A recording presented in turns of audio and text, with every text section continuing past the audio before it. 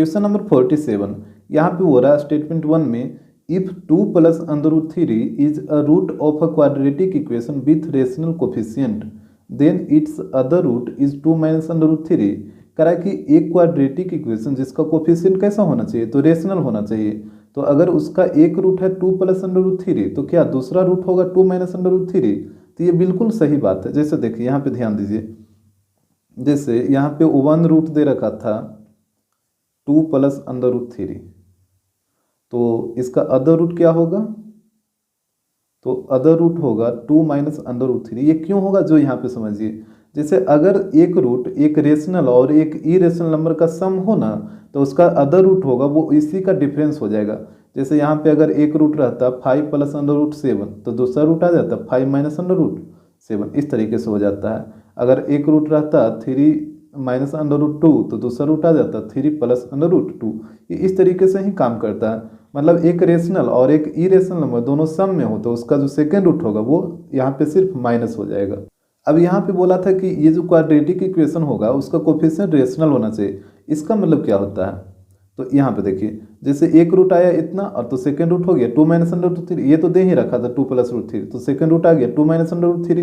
तो हम इससे क्या करते हैं कि ये दोनों रूट से एक क्वाड्रेटिक इक्वेशन बनाते हैं और देखते हैं कि उसका जो कोफिशिएंट है वो रेशनल आ रहा है कि नहीं आ रहा है। जैसे देखिए, मान लीजिए एक रूट अल्फा जो कि है 2 प्लस अंडर रूट 3 और एक रूट मान लीजिए बीटा जो कि है 2 माइनस अंडर रूट 3। तो सबसे पहले आप निकालिए अल्फा प्लस बीटा, तो यहाँ पे दोनों को ऐड करिए, तो ये हो जाएगा 2 plus under root 3 plus 2 minus under root 3। तो यहाँ से देखिए अल्फा प्लस बीटा हो जाएगा, ये तो कट जाएगा ना प्लस माइनस, तो 2 प्लस 2 4 हो जाएगा। इसके बाद आप अल्फा इंटू बीटा निकालिए, तो अल्फा इंटू बीटा होता है, यहाँ पे देखिए ये हो जाएगा 2 प्लस अंडर रूट 3 और इंटू 2 माइनस अंडर रूट 3, यही चीज़ होगा।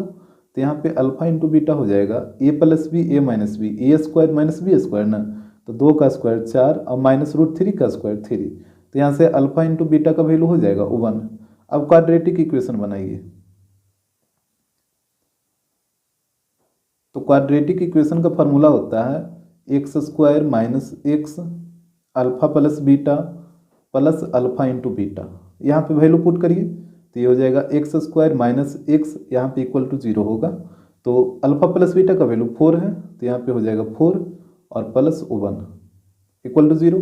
तो यहाँ पे हो जाएगा x square minus 4x plus 1 equal to 0।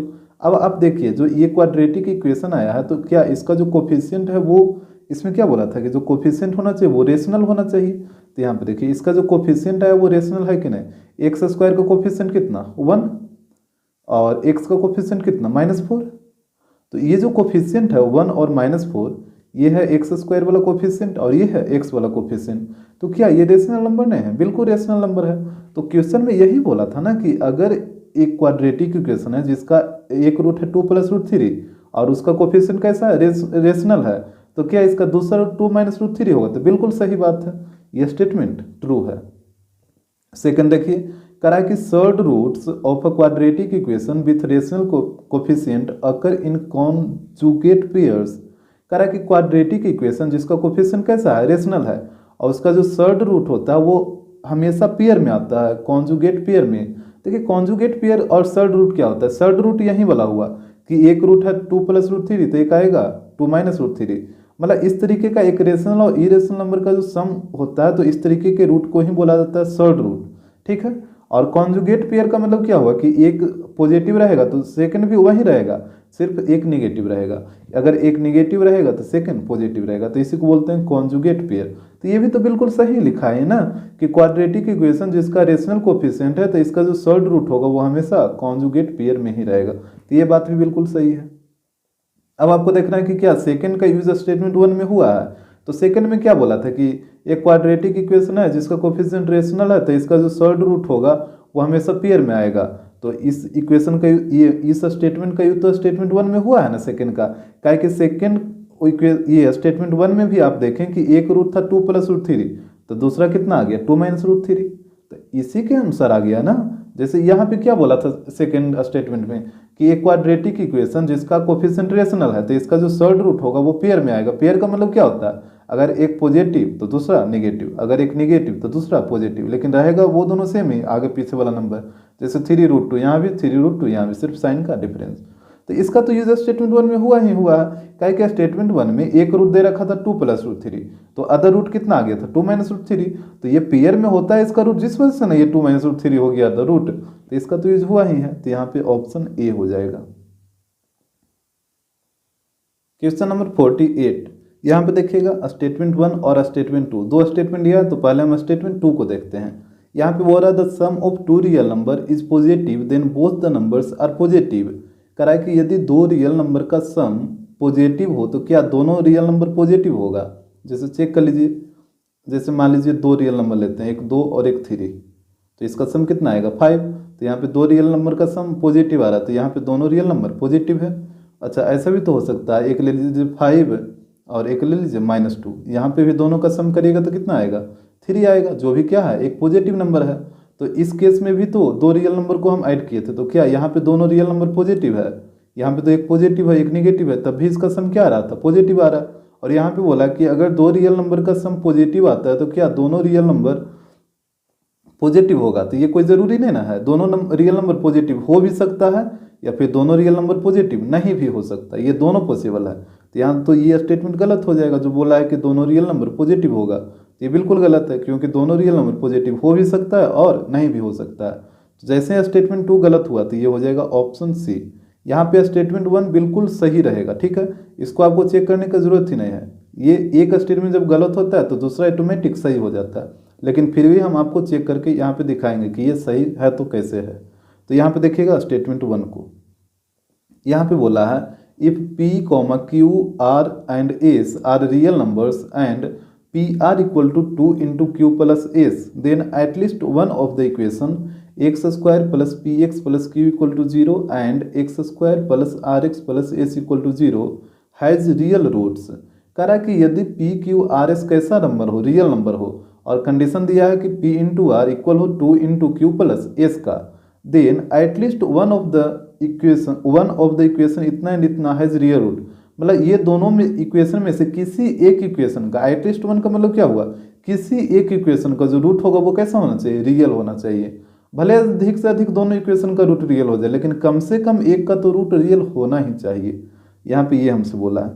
तो देखिए पहला इक्वेशन था x² + px + q equal to 0, और सेकेंड इक्वेशन था x² + rx + s equal to 0। यही दो इक्वेशन दे रखा है। अब यहाँ पे देखिए, यहाँ से पहले दोनों का डिस्क्रिमिनेंट निकालिए। तो इसका डिस्क्रिमिनेंट मान लेते हैं d1 है और इसको मान लीजिए d2। तो ये क्या हो जाएगा b² - 4ac, यही होता है ना। तो यहाँ से वैल्यू पुट करिए, b का वैल्यू p है तो p² - 4, a के जगह पे 1 और c के जगह पे q। तो यहाँ से देखिए d1 का वैल्यू आ जाएगा p² - 4q। इसके बाद यहाँ से d2 निकालिए तो ये भी तो वही चीज़ होगा b² - 4ac। यहाँ पे वैल्यू पुट करिए तो dt इक्वल टू हो जाएगा, b का वैल्यू कितना है r है, और यहाँ पे हो जाएगा r² - 4 और a का वैल्यू 1 और c का वैल्यू s। तो यहाँ से हो जाएगा d2 equal to r² - 4s। ठीक है, यहाँ तक तो कोई दिक्कत नहीं होगा। इसके बाद देखिए एक को मान लीजिए इक्वेशन 1 और एक को मान लीजिए इक्वेशन 2। अब दोनों इक्वेशन को आप ऐड करिए, इक्वेशन 1 + 2, तो LHS वाला को LHS के साथ ऐड करिए तो d1 + d2 हो जाएगा, और RHS वाले को RHS के साथ। तो यहाँ पे हो जाएगा p² - 4q और प्लस इसका RHS है r² - 4s। यहाँ पे ध्यान दीजिएगा, ये हो जाएगा d1 + d2 इक्वल टू, ये देखिए p² + r² और माइनस वाला को लिखिए -4q - 4s। तो यहाँ पे हो जाएगा d1 + d2 इक्वल टू, और यहाँ पे ध्यान दीजिएगा p² + r², यहाँ से -4 कॉमन ले लीजिए तो ये +q हो जाएगा और ये भी +s हो जाएगा।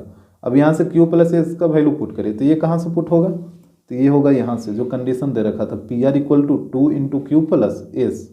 तो यहाँ से देखिए कंडीशन दिया था PR equal to 2 × Q + S, यहाँ से वैल्यू निकालिए Q + S का, तो 2 मल्टीप्लाई में है तो इधर आके डिवाइड में हो जाएगा, तो ये हो जाएगा PR/2 equal to Q plus S, यही चीज़ होगा ना। अब यहाँ पे आप क्या करिए कि इसका वैल्यू इसमें पुट करिए Q प्लस एस का, तो ये हो जाएगा D1 प्लस D2, ये तो वहीं रहेगा P² प्लस R² माइनस 4, और यहाँ पे हो जाएगा PR/2, ये कटेगा 2 बार में, तो यहाँ पे हो जाएगा D1 plus D2 equal to P² plus R² minus 2PR, ये चीज। अब देखिए D1 प्लस D2, ये देखिए तो A² plus B² minus 2AB है ना, तो A माइनस B का होल स्क्वायर आप बोल सकते हैं, तो A की जगह P और B की जगह R, तो P माइनस R का होल स्क्वायर। यहाँ तक तो कोई दिक्कत नहीं होगा। अब आप समझिए ये एक स्क्वायर फंक्शन है, और स्क्वायर फंक्शन का वैल्यू क्या होता है, स्क्वायर फंक्शन का जो वैल्यू होता है हमेशा ग्रेटर देन इक्वल टू 0 होगा, या तो 0 के इक्वल होगा या 0 से बड़ा होगा। जैसे आप x की जगह 0 पुट करिए तो 0 का स्क्वायर कितना 0, जो कि 0 के इक्वल आ गया। अगर आप x की जगह -2 पुट करिएगा तो -2 का स्क्वायर कितना 4 आएगा, जो कि 0 से बड़ा है। अगर आप 2 पुट करिएगा तो 2 का स्क्वायर भी 4 होगा, जो कि 0 से क्या है बड़ा है। तो हमेशा x, ये जो स्क्वायर फंक्शन होता है इसका वैल्यू या तो 0 के इक्वल आएगा या 0 से बड़ा आएगा, ऑलवेज, ये आप याद रखिएगा। तो यहाँ पे भी ये स्क्वायर फंक्शन ही है ना, ये देखिए पूरा पे स्क्वायर है, तो इसके अंदर आप कुछ भी वैल्यू पुट करिए P और R का, या तो 0 आएगा या 0 से बड़ा आएगा। तो यहाँ पे ये हो जाएगा D1 plus D2 greater than equal to 0। यहाँ तक तो कोई दिक्कत नहीं होगा ये कंडीशन में। इसके बाद आप समझने का प्रयास करिए।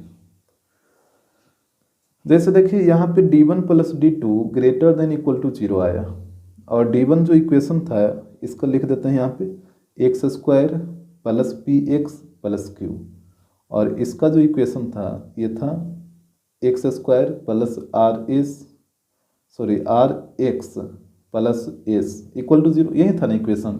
अब देखिए आपको क्या करना है ना कि D1 और D2 का वैल्यू अपने मन से पुट करना है, ऐसा वैल्यू पुट करना है कि ये कंडीशन को सेटिस्फाई करे, मतलब ये दोनों को ऐड करके या तो वैल्यू 0 के इक्वल आए या 0 से बड़ा आए। तो यहाँ पे देखिए जैसे हम D1 का वैल्यू 0 ले लेते हैं और D2 का भी वैल्यू 0 ले लेते हैं, तो दोनों का ऐड करिएगा तो कितना आ जाएगा 0 के इक्वल आ जाएगा। जबकि यहाँ पे बोला भी है कि ये दोनों का वैल्यू ऐड होकर कितना आना चाहिए, या तो 0 के इक्वल या 0 से बड़ा, और 0 के इक्वल आ भी रहा है। जैसे आप 0 का वैल्यू D1 का वैल्यू 0 ले लिए और D2 का वैल्यू 1 ले लीजिए, तो यहाँ पे इसको ऐड करिएगा तो 1 आ जाएगा। ऐसा भी हो सकता है D1 का वैल्यू 4 ले लीजिए और D2 का वैल्यू 2 ले लीजिए, तो ये 6 हो जाएगा।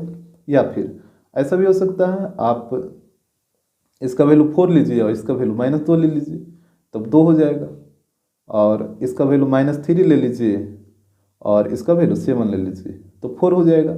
और ऐसा भी तो हो सकता है जैसे कोई इसका भी वैल्यू नेगेटिव ले लिया और इसका भी वैल्यू नेगेटिव ले लिया, इस तरीके से। अब यहाँ पे दोनों को ऐड करिए तो कितना आएगा, इसको ऐड करिएगा तो ये आ जाएगा -5, और जो कि कंडीशन में क्या बोला था, ये दोनों को ऐड करने की वैल्यू या तो 0 के इक्वल आए या 0 से बड़ा आए। जबकि यहाँ पे देखिए क्या आ गया, 0 से छोटा आ गया ये ना, 0 के इक्वल कहाँ, इक्वल भी नहीं है बड़ा भी नहीं, ये 0 से छोटा है, तो ये पॉसिबल नहीं है। यानी यहाँ से हम एक निष्कर्ष निकाल सकते हैं कि D1 और D2 का जो वैल्यू लेना है वो दोनों नेगेटिव आप नहीं ले सकते हैं, ठीक है। तो यहाँ पे पहले लिखिए here D1 and D2 both can't be negative. D1 and D2 दोनों का वैल्यू कभी भी नेगेटिव नहीं हो सकता। हाँ कोई एक का हो सकता है लेकिन दोनों का नेगेटिव कभी भी नहीं होगा। अब यहाँ पे देखिए आप एक चीज नोटिस किए होंगे, जैसे हमसे इक्वेशन में क्या बोला था, ये स्टेटमेंट में, कि दोनों इक्वेशन में से किसी एक का, एटलीस्ट वन का मतलब किसी एक का जो रूट होगा वो रियल आना चाहिए। ये नहीं बोला है कि रियल और इक्वल या रियल एंड डिस्टिंक्ट, सिर्फ रियल बोला, इस चीज को भी आपको ध्यान देना है। तो यहाँ पे आइए, जैसे पहला में हम D1 का वैल्यू 0 लिए थे, तो जब आप D1 0 के इक्वल है तो इसका रूट कैसा आता है, रियल एंड इक्वल। तो इस केस में तो रियल आ ही रहा है ना, भले रियल एंड इक्वल आ जाए कुछ भी आ जाए, रियल तो आ रहा है। यहाँ भी D2 का वैल्यू 0 के इक्वल था तो इसका भी रूट रियल के मतलब रियल ही आ रहा है। और हमसे क्वेश्चन में क्या, ये स्टेटमेंट में क्या बोला था कि कम से कम एक का रियल तो आना ही चाहिए, अधिक से अधिक भले दोनों का हो जाए लेकिन कम से कम एक का आना चाहिए। तो यहाँ पे आप देख रहे हैं दोनों का रियल हो गया, D1 का भी रियल और D2 का भी रियल। अब यहाँ पे देखिए, यहाँ पे इसका वैल्यू 0 लिए था तो इसका रियल हो जाएगा, और 1 है तो इसका भी रियल हो जाएगा। यहाँ पे भी दोनों का रियल हो गया। अगर D1 का वैल्यू यहाँ पे 4 है तो इसका भी रियल होगा, और D2 का वैल्यू 2 है तो इसका भी रियल होगा। यानी यहाँ पे भी दोनों इक्वेशन का रियल हो गया। अब इसमें देखिए यहाँ पे D1 का वैल्यू 4 है तो ये तो रियल होगा, लेकिन D2 का वैल्यू -2 है तो ये रियल नहीं होगा। लेकिन हमसे क्वेश्चन में क्या बोला था, कम से कम एक का होना चाहिए, ये नहीं बोला कि किसी का भी नहीं हो, ऐसा नहीं होना चाहिए, कम से कम एक का होना चाहिए। और यहाँ पे आप देख भी रहे हैं एक का तो है ना, भले ही एक का नहीं है लेकिन एक का तो है। और यहाँ पे देखिए D1 है -3 तो ये तो रियल नहीं होगा, लेकिन D2 है 7 तो ये तो होगा ना। तो यहाँ भी दोनों में से कोई एक हो गया, तो और यहाँ पे तो दोनों निगेटिव का भी हो ही नहीं सकता। तो यहाँ पे आप देखेंगे जो कंडीशन दे रखा था that means greater than equal to 0, इसके अकॉर्डिंग हम D1 और D2 का वैल्यू ले रहे हैं, तो किसी एक का तो रियल हो रहा है, किसी एक का तो हो रहा है ना, दो में से किसी एक का तो हो जा रहा है। हाँ, लेकिन दोनों आप निगेटिव वैल्यू नहीं लीजिएगा, काहे कि ये तो पॉसिबल ही ना है ना, काहे कि आप दोनों निगेटिव वैल्यू लीजिएगा तो ये कंडीशन को सेटिस्फाई ये नहीं करेगा। जैसे आप यहाँ पे दोनों निगेटिव ले लिए तो ये कंडीशन को सेटिस्फाई नहीं ना किया, तो दोनों निगेटिव वैल्यू आपको लेना ही नहीं है। आपको वैल्यू लेना है कुछ भी लीजिए, लेकिन इस कंडीशन को सेटिस्फाई करे ऐसा ही वैल्यू आपको लेना है। तो इस कंडीशन के अनुसार जो हम वैल्यू लिए D1 और D2 का, तो इसके अनुसार कम से कम एक का तो रियल हो ही गया। यहाँ पे देखिए कम से कम एक का हो गया ना, इसमें भी और इसमें दोनों का हो गया। तो क्वेश्चन तो यही बोला था कि कम से कम एक का होना चाहिए, अधिक से अधिक दो का हो जाए इससे कोई फर्क नहीं पड़ेगा, लेकिन कम से कम एक का होना चाहिए। तो यहाँ पे हो जाएगा at least one of the two equation has real roots, तो ये बिल्कुल ट्रू स्टेटमेंट था। क्वेश्चन नंबर 49, यहाँ पे देखिए स्टेटमेंट 1 में बोला if a plus B plus C equal to 0 then ax² plus bx plus C equal to 0 has real root. कह रहा है कि यदि a plus B plus C equal to 0 हो तो क्या इस इक्वेशन का जो रूट आएगा वो रियल आएगा। जैसे देखिए यहाँ पे कंडीशन दिया था a plus B plus C equal to 0, और हमसे पूछा कि a² plus ax² plus bx plus C का जो रूट होगा वो रियल होगा, ax² plus bx plus C equal to 0। तो यहाँ पे आप क्या करिए ना कि ए बी सी का अपने मान से कुछ भी वैल्यू पुट करिए जो कि मतलब तीनों को ऐड करने पे कितना 0 के इक्वल आ जाए। जैसे आप ए का वैल्यू ले लीजिए 2 ले लेते हैं, और बी का वैल्यू ले लीजिए 3 और सी का वैल्यू ले लीजिए -5। तो यहाँ पे पुट करिएगा तो 2 + 3 5 और 5 - 5 0 को के इक्वल हो जाएगा। तो इसी तरीके से आपको वैल्यू लेना है कि तीनों को कैलकुलेट करने पे 0 के इक्वल आ जाए। अब यहाँ से डी निकालिए, तो d इक्वल टू क्या होता है b² - 4ac, यही होता है ना।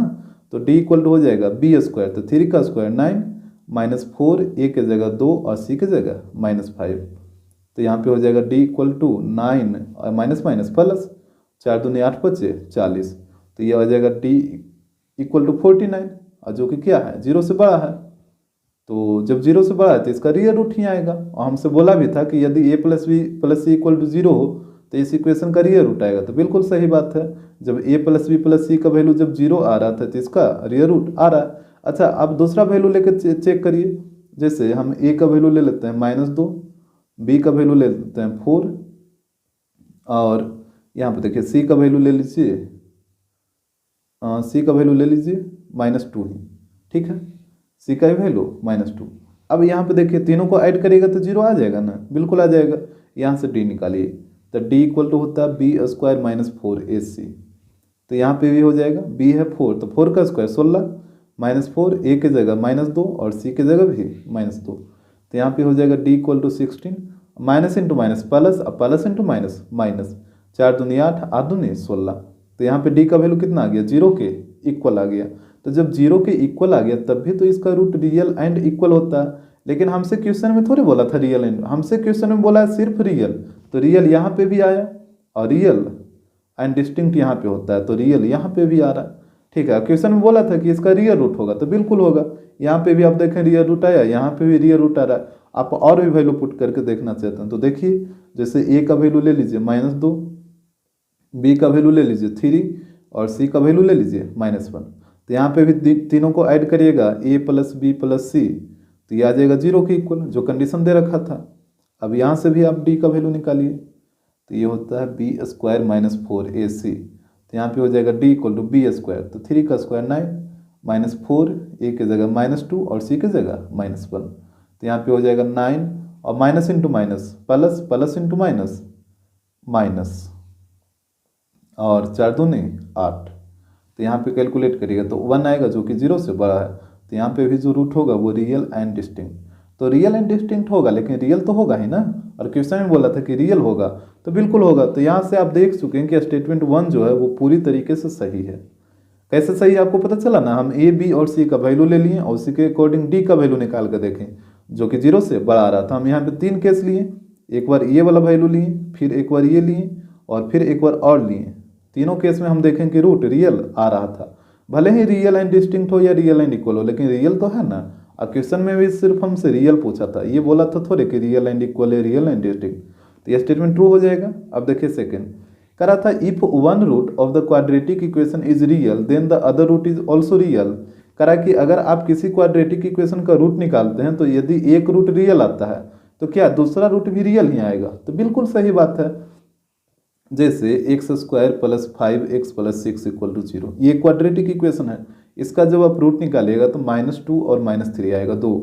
ठीक है, तो देखिए एक रूट रियल आया तो दूसरा क्या रियल नहीं आया, दूसरा भी रियल आया।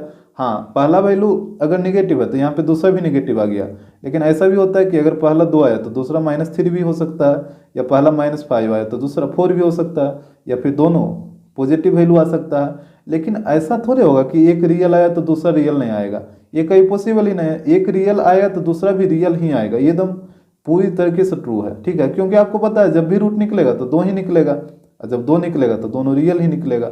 हाँ, नहीं निकलेगा तो एक भी नहीं निकलेगा, लेकिन अगर निकल रहा है तो दोनों रियल आएगा।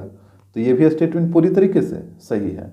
अब आपको देखना है कि जब दोनों स्टेटमेंट सही हो गया तो क्या 2 का यूज 1 में हुआ। तो 2 में क्या था कि अगर यहाँ पे रूट जो आ रहा था वो दोनों रियल आ रहा था, यही आ रहा था ना 2 में। तो देखिए इक्वेशन 1 में भी जब डी का वैल्यू 0 से बड़ा आया तो इसका भी जो रूट आएगा वो 2 रूट रियल ही आएगा ना। यहाँ पे भी रियल एंड इक्वल आएगा, रियल एंड डिस्टिंक्ट आएगा। तो इक्वेशन 2 का यूज तो 1 में हो ही रहा है। जैसे इक्वेशन 2 में कहा कि एक रूट रियल आएगा तो दूसरा भी क्या आएगा, रियल आएगा।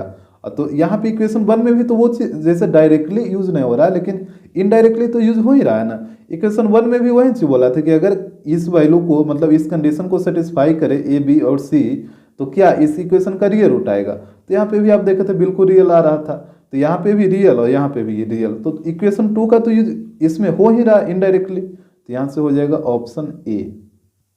देखिए अगर किसी तरीके से यूज ना हो तब ऑप्शन बी करेगा, लेकिन अगर डायरेक्टली या इनडायरेक्टली किसी भी तरीके से यूज हो तो ऑप्शन ए ही होगा। क्वेश्चन नंबर 50, यहाँ पे बोला स्टेटमेंट 1 में if a - b + c = 0 then x² + bx + c = 0 has real roots. यहाँ पे कंडीशन दे रखा है कि यदि a - b + c = 0 हो तो इस इक्वेशन का जो रूट आएगा वो रियल रूट आएगा। तो जैसे देखिए यहाँ पे कंडीशन है a - b + c = 0 और इक्वेशन दे रखा है x² + bx + c। तो आप क्या करिए ना कि a b और c का वैल्यू अपने मन से लीजिए। ठीक है, और ऐसा वैल्यू लीजिए कि LH मतलब तीनों को जोड़ने पे 0 के इक्वल आ जाए। जैसे देखिए a और c पॉजिटिव में तो a का वैल्यू 2 ले लेते हैं और c का वैल्यू 3 ले लेते हैं, तो दोनों को ऐड करेगा तो 5, तो b का वैल्यू भी 5 लेना होगा क्योंकि ये माइनस में है, तभी ना कट होके 0 आएगा। अब यहाँ पे पुट करिए तो ये 0 के इक्वल आ जाएगा। अब यहाँ से d आप निकाल के देखिए तो d इक्वल होता है b² - 4ac। यहाँ पे पहले लिख लेते हैं b² - 4ac। तो यहाँ पे देखिए ये d इक्वल हो जाएगा 5 का स्क्वायर 25 -4 a की जगह 2 और d ये c की जगह 3। तो यहाँ पे हो जाएगा 25 - 4 दूनी 8 दिया 24, और जो कि आएगा 1। और ये क्या है 0 से बड़ा है, जब 0 से बड़ा है तो इसका रूट कैसा होता है, डिस्टिंक्ट मतलब रियल एंड डिस्टिंक्ट। ठीक है, और हमसे बोला था कि क्या इसका रियल रूट आएगा, तो बिल्कुल सही बोला है, बिल्कुल रियल आ ही तो रहा है। अगर आप दूसरा वैल्यू भी लेके देखिए ना, जैसे a का वैल्यू हम 4 ले लेते हैं और c का वैल्यू 5 ले लेते हैं, तो आप खुद सोचिए b का वैल्यू कितना लेना होगा, 5 4 9, तो b का वैल्यू ये 9 लेना होगा, तभी ना 9 यहाँ पे माइनस हो जाएगा और कट के 0 हो जाएगा। तो यहाँ से d निकालिए तो b² - 4ac, तो 9 का स्क्वायर 81 -4 a की जगह 4 और c की जगह 5। तो यहाँ से हो जाएगा d = 81 - 520 और 20 80। यहाँ पे 1 आएगा जो कि ग्रेटर देन 0 है। तो आप देख रहे हैं कि यहाँ भी रूट कैसा होगा, डिस्टिंक्ट एंड रियल होगा, तो रियल तो हो ही रहा है ना। और हमसे बोला भी था क्वेश्चन में कि अगर जो a - b + c = 0 हो तो क्या इक्वेशन का जो रूट आएगा वो रियल आएगा, तो बिल्कुल रियल आ रहा है। यानी a b और c का आपको ऐसा ही वैल्यू लेना है जो इसको सेटिस्फाई करे। ठीक है, ये नहीं कि कुछ भी ले लिए, मतलब तीनों को ऐड किया 0 आ ही नहीं रहा, तो ऐसा नहीं लेना है। ए बी और सी का ऐसा ही वैल्यू लेना है कि इसमें पुट करें तो LHS सारे चीज इक्वल आ जाए। ठीक है, तो इस तरीके का आप कोई भी वैल्यू लीजिएगा ना तो वहाँ पे रूट आपका रियल आएगा ही आएगा। कभी जैसे यहाँ पे डी का वैल्यू जो जीरो से बड़ा आ रहा था ना, कभी कभी जीरो के इक्वल भी आ जा सकता है। तो वहाँ पे भी जब जैसे अगर डी जीरो का वैल्यू इक्वल के आ गया, डी इक्वल टू जीरो, तभी तो यहाँ पे भी तो रूटवा रियल एंड इक्वल आइबे करेगा। तो यहाँ पे भी तो रियल आ ही गया, तो ये हमेशा रियल आएगा ही आएगा। ठीक है, तो स्टेटमेंट 1 ट्रू है। इसके बाद देखिए स्टेटमेंट सेकेंड, यहाँ पे बोला है roots of the equation x square minus x plus one equal to zero are not real. कह रहा है इस इक्वेशन का जो रूट होगा वो रियल नहीं होगा। तो अब देख लीजिए इक्वेशन दे रखा है x square minus x plus one equal to zero, तो नॉट रियल का कंडीशन क्या होता है, डी लेस देन जीरो ना। तो यहाँ पे पहले डी निकालिए, तो ये होता है बी स्क्वायर माइनस फोर ए सी। बी का वैल्यू है -1, तो -1 का स्क्वायर 1 -4, ए की जगह 1 और सी की जगह भी 1, तो ये हो जाएगा 1 -4। तो यहाँ पे देखिए 1 -4 कितना होता है -3। यहाँ पे डी का वैल्यू आ गया -3 जो कि 0 से छोटा है, तो इसका जो रूट आएगा वो नॉट रियल आएगा। और यहाँ पे बोला भी था कि क्या इसका रूट नॉट रियल आएगा, तो बिल्कुल ट्रू है। अब आपको देखना है कि क्या सेकंड का यूज 1 में हुआ है। तो यहाँ पे देखिए सेकंड में बोला था कि इसका रूट है जो नॉट रियल आना चाहिए, और जबकि 1 में बोल रहा है कि इस इक्वेशन का रूट है जो रियल है, मतलब रियल रूट आएगा। तो कहाँ से यूज हुआ है, सेकंड में बोल रहा है कि रियल नहीं आना चाहिए, और 1 में बोल रहा है कि इस इक्वेशन का रूट रियल आना चाहिए। तो सेकंड का तो यूज 1 में हुआ ही नहीं है, कैसे होगा। तो यहाँ पे हो जाएगा ऑप्शन बी। हाँ, अगर यहाँ पे बोलता कि इसका रूट रियल होगा तब हो जाता ऑप्शन ए, लेकिन यहाँ पे बोला नॉट रियल होगा, रियल नहीं होगा। और जबकि स्टेटमेंट 1 में बोला है कि इस इक्वेशन का रूट रियल होगा, तो यहाँ तो यूज हुआ ही नहीं है, तो यहाँ पे ऑप्शन बी हो जाएगा।